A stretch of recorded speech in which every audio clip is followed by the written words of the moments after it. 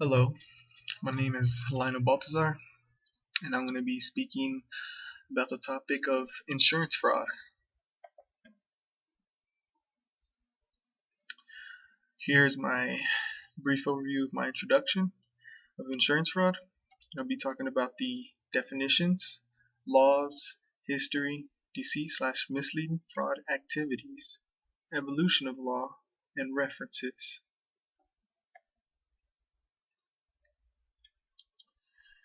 Here, I'll read over these definitions of fraud and deceit meanings. Deceit, trickery, sharp practice, or breach of confidence, perpetrated for profit or to gain some unfair or dishonest advantage. 2. A particular instance of such deceit or trickery is, here's an example, mail fraud, election frauds. Definition of deceit: the act or practice of deceiving, concealment, or distortion of the truth, the purpose of misleading, duplicity, fraud, and cheating. Here's an example. Once she exposed their deceit, no one ever trusted them again. 2. An act or device intended to deceive, trick, or stratagem. 3. The quality of being deceitful, duplicity, falseness, a man full of deceit. Here I'll be speaking about the laws of insurance fraud, and in 2002 we have the Sarbanes-Oxley Act. It was to protect investors from the possibility of fraudulent account activities by corporations, and it mandated strict reforms to improve financial disclosures from corporations and prevent account fraud. And then we have the Health Insurance Portability and Accountability Act of 1996.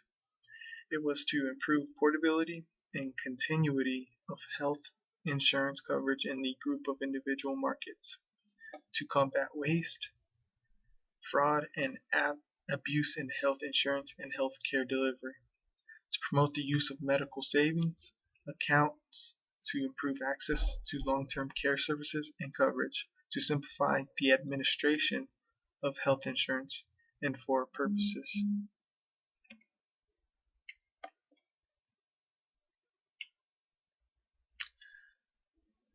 All the above-mentioned laws are for protecting corporations from giving away money without an assurance, and also without altered accident to acquire substantial amount of money, including penalization with confinement and more.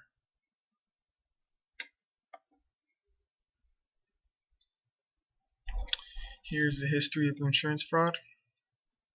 Back in 1988, where people were deliberately burning of vehicles that were insured against fire, and the remaindering for the burning of other property insured against fires. Total net loss resulting from insurance fraud reported to the police does not exceed 10 million, marks $2 million US per year. So basically people were deliberately burning vehicles just to get their settlements of fraudulent activity. The punishment of healthcare fraud was another incident. Back in 1995, public outcry for reform of cost-cutting measures in the federal budget led the federal government to declare war on healthcare fraud. So the federal government had gotten tired of it and wanted to have a strict surveillance over healthcare and how it was going to be distributed. And it was by combating healthcare fraud, the government hopes to recover the proceeds of fraud, punish true defrauders, and deter continued fraudulent behavior while strengthening the healthcare delivery system.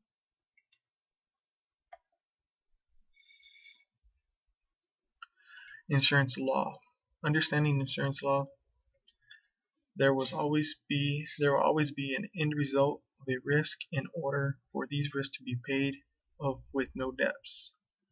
There is insurance able to handle things in preparation, thus a claimant will succeed in a covered loss. Insurance regulation and transition. The industry of insurance had to revamp the insurance regulatory framework because there was a higher risk to go around with no one paying of covered losses. Recent changes of regulation through states and political views that it was necessary to have insurance.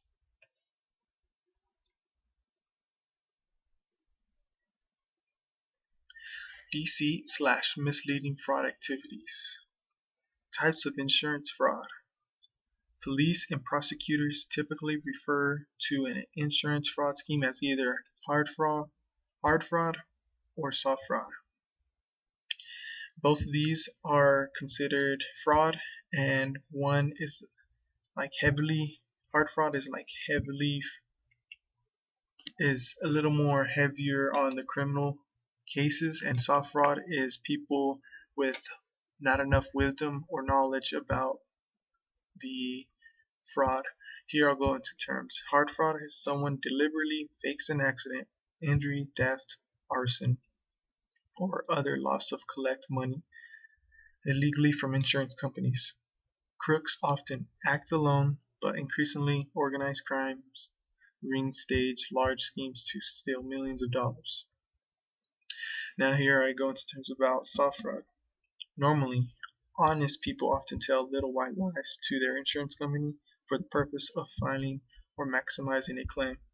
Many people think it's just harmless fudging, and that's where I go into detail about. I believe that it's a lack of naive people that have very little knowledge to soft fraud, which is still fraudulent. But soft fraud is a crime and raises everyone's insurance cost.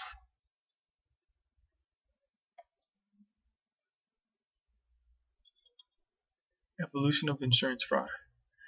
The evolution of insurance fraud occurred through greed and selfish lies, beginning with lies through paperwork and later on lying through claims to get larger amounts of money, including setting up false accidents to get subsidies.